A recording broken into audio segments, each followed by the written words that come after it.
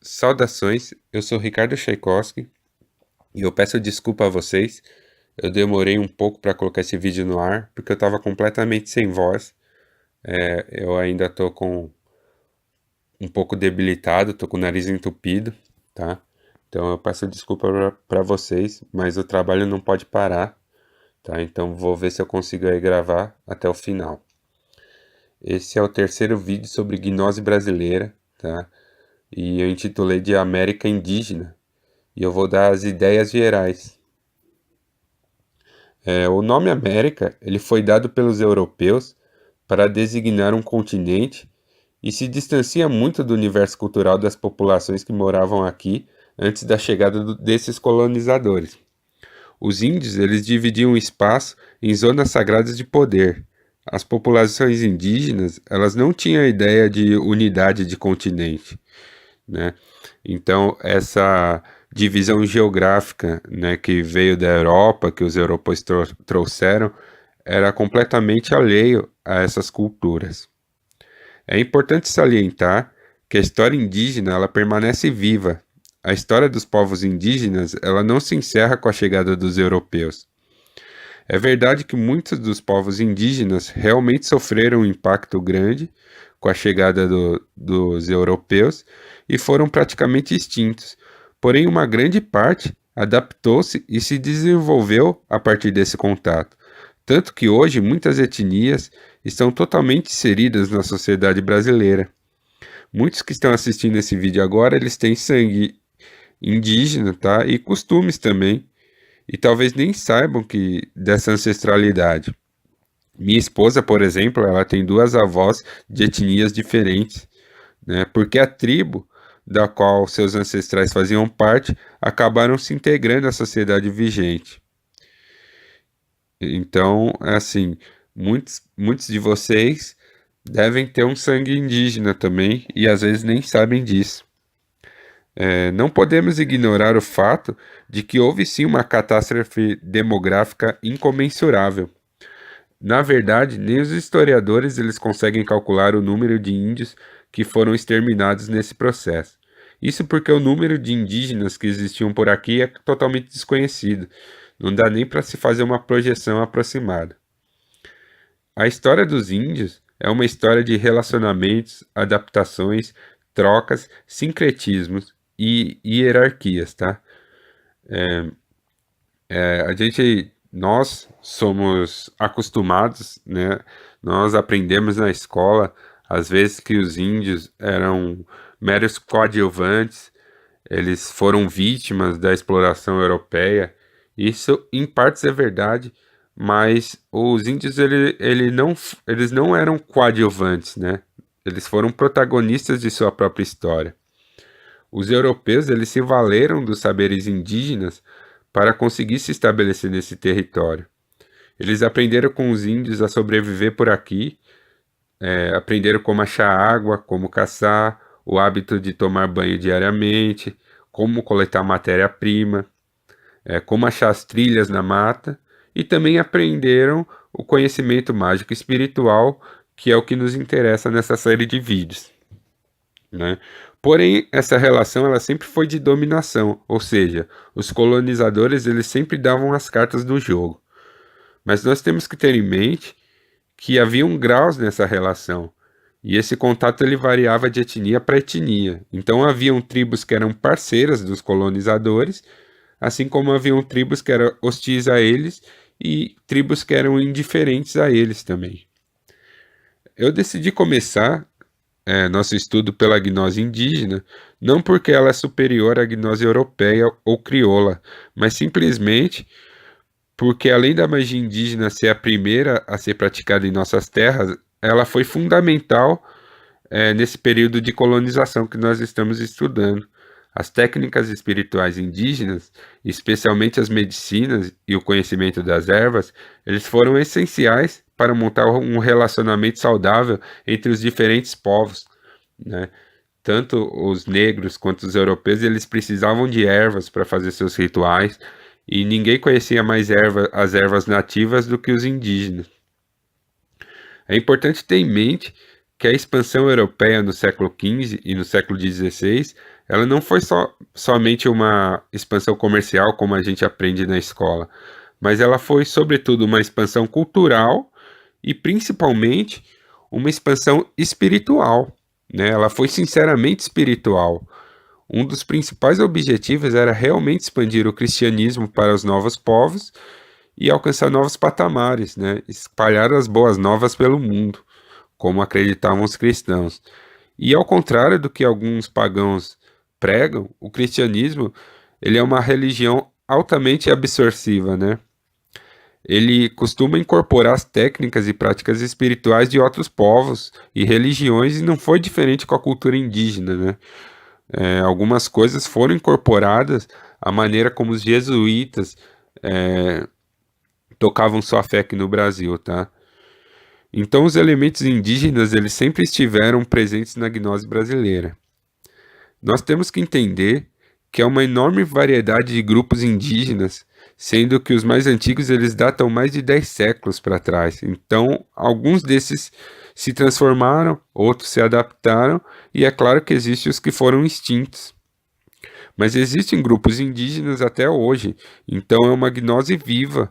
Os espíritos, as forças espirituais, as ondas de poder ainda estão ativas, tá? Então, assim, a gnose indígena não é uma coisa antiga, não é uma coisa do passado. A gnose indígena continua até hoje. Existem tradições, existem tribos, existem pajés que continuam até hoje fazendo sua pagelança, tá bom? Outro ponto é que as culturas indígenas elas são extremamente dinâmicas. Isso dificulta uma classificação padronizada do tipo de gnose que cada tribo, cada etnia tinha. Tá? Os leigos eles tendem logo a hierarquizar, né, as práticas. Alguns colocam a superioridade dos povos que tinham uma civilização mais parecida com a europeia, né, como por exemplo os incas, em relação aos povos da floresta, como por exemplo os povos do Xingu ali. Mas isso não reflete a realidade dessas culturas, pois para a magia funcionar nós temos que assumir o ponto de vista de cada povo. E dentro do universo cultural de cada etnia, sua magia funcionava bem, tá? Então é besteira a gente tentar classificar nesses termos. Não dá pra gente usar os termos convencionais que a gente lê hoje na internet, tipo alta e baixa magia, magia negra e magia branca, até termos como teurgia, xamanismo, ou mesmo o termo que eu tenho usado, gnose brasileira, tá? Os índios eles têm uma visão de mundo diferente e essas classificações elas são todas alheias à cultura indígena. Mas eu tenho que ter um ponto de apoio, por isso que eu chamo de gnose brasileira, tá? E de gnose indígena. Mas esse conceito de gnose é diferente para os índios. Para começar a estudar a gnose indígena, existem 3 fontes que a gente pode procurar, tá? O contato com as tradições indígenas ainda em atividade, o contato com os espíritos dos ancestrais e a consulta bibliográfica. Nessa última, os principais documentos que a gente encontra são as cartas do período do descobrimento e os documentos da igreja, o Santo Ofício, a Santa Inquisição e até mesmo os diários dos jesuítas, né? Então, as cartas do descobrimento, elas são uma incrível fonte de informação, mas nós temos sempre que ter em mente que elas tinham um cronograma, elas tinham uma conotação marqueteira, para falar a verdade, pois procurava-se patrocínio para as grandes navegações e posteriormente para a colonização das terras descobertas. Então, eles utilizavam de recursos literários para aguçar o interesse das pessoas. Mas, de qualquer maneira, nós podemos perceber que a medicina indígena impressionava muitos europeus. Outra coisa que, lendo essas cartas, nós conseguimos avaliar, tá? E que vale a pena destacar, é que para os europeus que viviam aqui no Brasil nos primeiros anos após o descobrimento, as práticas da magia indígena eram vistas com muita desconfiança. enquanto para os europeus que estavam lá na Europa, lá em Portugal, elas eram vistas com um certo romantismo. Só que esse romantismo ele foi pouco a pouco dando lugar ao medo, pois não demorou para a magia indígena ela ser associada ao demônio. E um ritual mágico que contribuiu imensamente para essa associação foi, sem dúvida, o ritual da antropofagia.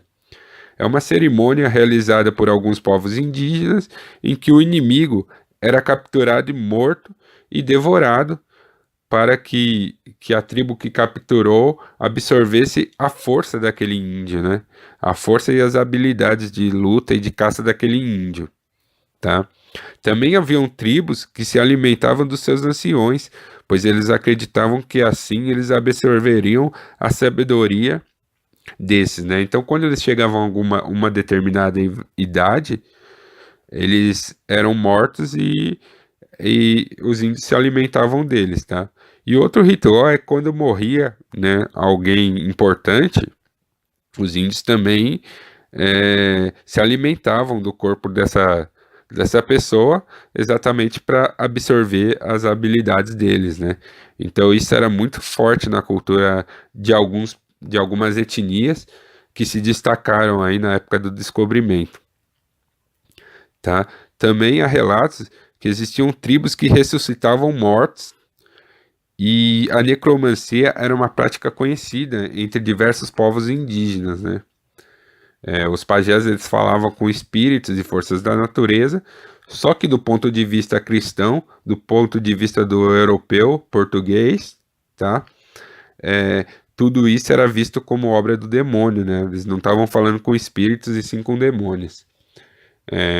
Os documentos da Santa Inquisição e os diários dos jesuítas, eles formam outro corpo de informação e esse corpo fala de um personagem que vai ser essencial aqui para os nossos vídeos, que é o caboclo. Esse termo ele possuía uma conotação diferente do que para nós hoje, né? Na época, o caboclo era o índio que estava inserido na sociedade colonial ou estava em processo de ser inserido nessa, tá? Então ele era um índio que já tinha um relacionamento com a cultura portuguesa, já entendia a cultura portuguesa e já se relacionava com o homem branco, né? E esses caboclos, eles se dividiam nos caboclos que eram nômades ou que saíam aí pelas terras recém-descobertas aí pelos portugueses, tá? E tinham aqueles que fixavam residências nos aldeamentos, né? E os aldeamentos, eles eram aldeias criadas pelos colonizadores, tá? Especialmente para eles se aproveitar da mão de obra das pessoas que viviam ali naquela aldeia, só que elas não abrigavam somente índios, né? Eles abrigavam negros, existiam casos especiais em que os negros não eram tratados, que não eram escravos. Na verdade, todo mundo de um aldeamento era tratado mais ou menos como um escravo, mas eles tinham alforria, tá? Então, nesses aldeamentos tinham índios de diversas etnias, tinham negros e tinham os colonos menos favorecidos, né? Aquelas pessoas que vieram fugidas da Santa Inquisição, empregados dos donos de terra. E tinha os feiticeiros e tinha os bruxos que também vieram, tinha judeus. Então, foi ali naqueles aldeamentos, né, que começou o sincretismo, que começaram as alianças e as relações entre as magias, entre os magos, de diversos pontos, né? Nem sempre essas relações eram harmoniosas, mas elas existiam. Então, o caboclo talvez seja o primeiro representante legítimo da gnose brasileira, uma vez que ele já não praticava mais a espiritualidade indígena pura, mas sim uma espiritualidade que combinava elementos dos negros, dos europeus e de várias etnias nativas. E é curioso, né, que os caboclos eles foram muito conhecidos com o termo caboclo mandingueiro, tá? E é interessante que a principal ferramenta desses caboclos é justamente o saco de mandinga. Os mandingas, eles eram um povo, na verdade, da África, que sofreram uma enorme influência do Islã, né? Eles se denominavam islâmicos, porém eles praticavam um Islã totalmente diferente, porque eles nunca deixaram suas crenças primárias de lado. Então eles continuavam animistas por natureza, mas mesmo assim eles se declaravam muçulmanos. E em algum momento, nos primeiros anos da colonização, houve então um sincretismo, né? Os índios aprenderam as técnicas desses mandingas.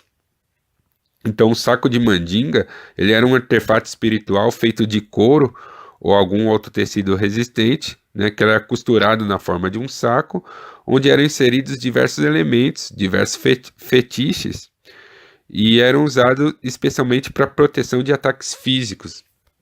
É mais ou menos como o saco mojo do Hoodoo, né? Os mandingas eles colocavam pedaços do Alcorão, trechos de orações islâmicas e ervas da África.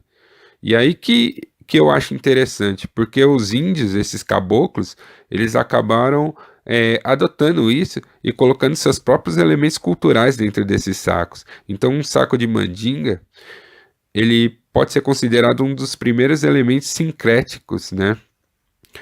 E foi, na verdade, uma das principais práticas da feitiçaria cabocla, que eram esses caboclos, que eram esses índios que já estavam inseridos na cultura portuguesa e saíam mais ou menos como uns mascates, vendendo seus feitiços, vendendo suas garrafadas, suas raizadas, e suas medicinas, né? Então, cada saco desse, ele era confeccionado levando em consideração o conhecimento do feiticeiro. Mas os elementos inseridos, é, assim, na maioria que a gente pode traçar, eram assim, desenhos de animais perigosos, ervas de proteção, tá? Hoje nós podemos usar arruda e guiné, mas na época nem sempre essas ervas estavam disponíveis. E eles colocavam ainda elementos do próprio cristianismo, como terços, crucifixos, orações, páginas da Bíblia, tá? E, e o que é interessante é que eles colocavam um contrato, né, com determinada entidade que iria protegê-lo, assinado com o próprio sangue. Só que, assim, esses caboclos, eles eram recém-alfabetizados. Por quem? Pelos jesuítas. Então isso leva a crer que esses sacos eram preparados com a ajuda de alguém letrado. E então a gente imagina que os próprios jesuítas, alguns padres, alguns feiticeiros ali que estavam inseridos dentro da Igreja Católica, ajudavam esses caboclos ou pelo menos ensinaram o básico para esses caboclos conseguirem criar esse tipo de artefato, né? E os índios usavam esses sacos de mandinga muito mais que os próprios negros, né? Isso também é interessante. Vale lembrar que se você fosse pego com um saco mandinga naquela época, né, ou qualquer elemento da espiritualidade indígena, você podia ser morto, né? Porque era um crime passível de morte. Então o caboclo feiticeiro, ele era um pária da sociedade e ele vendia trabalhos espirituais, né? Desde aquela época, há muitos relatos de caboclos, de índios, que vendiam trabalhos espirituais. Então, eles vendiam pós, vendiam feitiços, vendiam esses próprios sacos mandingas, e naquela época já há registros que eles vendiam até mesmo o rapé e outras medicinas da floresta, como a sananga e, e outros elementos aí, né? Então, desde aquela época, o caboclo ele já vendia suas técnicas espirituais, né? Então, esse vídeo eu acho que já está um pouco longo. Eu vou encerrar por aqui, né? Então, desculpe novamente. Eu sei que é chato ficar pedindo desculpa toda hora, mas é que eu queria fazer um negócio de qualidade para vocês e realmente minha voz não está ajudando muito hoje. Mas tudo bem, tamo junto aí. Não esqueça dos protocolos de YouTube, tá? E se você puder, dá uma conferida aí no meu livro, A Doutrina das Trevas, e dá uma força, porque quanto mais livro que eu vendo, mais tempo eu tenho para fazer esses vídeos gratuitos aí para você. Então é isso aí. Sou Ricardo Tchaikovsky. Força e honra.